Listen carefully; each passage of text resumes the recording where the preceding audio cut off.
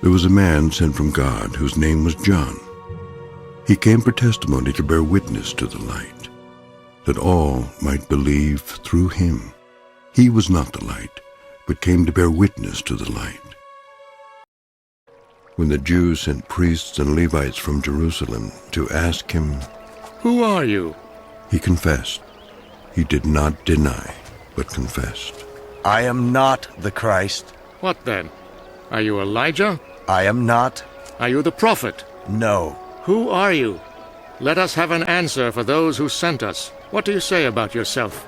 I am the voice of one crying in the wilderness, "Make straight the way of the Lord," as the prophet Isaiah said.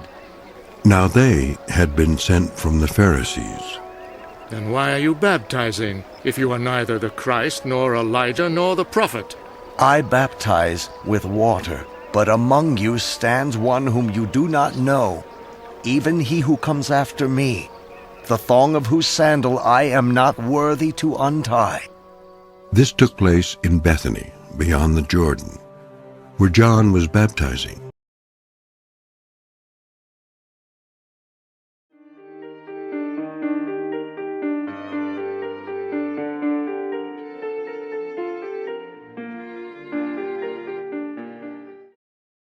I baptize with water, but there is one among you whom you do not recognize, the one who is coming after me, whose sandal strap I am not worthy to untie.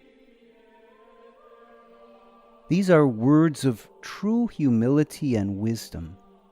John the Baptist had quite a following. Many were coming to him to be baptized, and he was gaining much notoriety. But his notoriety did not go to his head. Instead, he understood his role of preparing the way for the one who is coming. He understood that he needed to decrease as Jesus began his public ministry, and thus he humbly points others to Jesus. In this passage, John was speaking to the Pharisees. They were clearly envious of John's popularity and questioned him about who he was. Was he the Christ, or Elijah, or the prophet? John denied all of that and identified himself as one who is not worthy to even untie the sandal straps of the one who is coming after him. Thus, John sees himself as the unworthy one.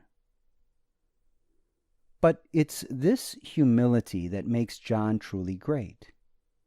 Greatness does not come by self-elevation or self-promotion. Greatness comes solely by fulfilling the will of God. And for John, the will of God was to baptize and to point others to him who was coming after him. It's also important to note that John said to the Pharisees that they do not recognize the one who is coming after him.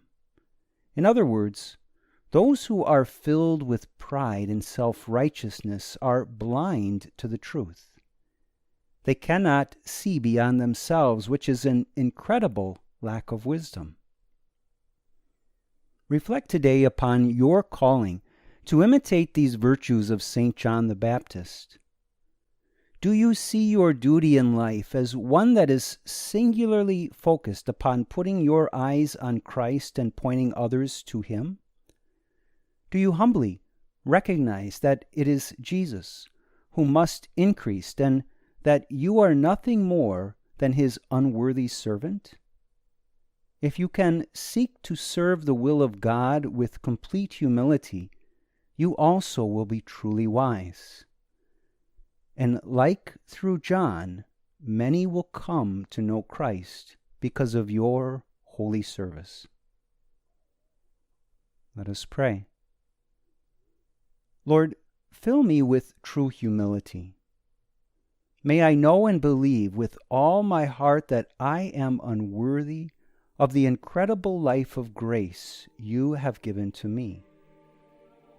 But in that humble realization, give me the grace I need to serve you with all my heart, so that others may come to know you through me.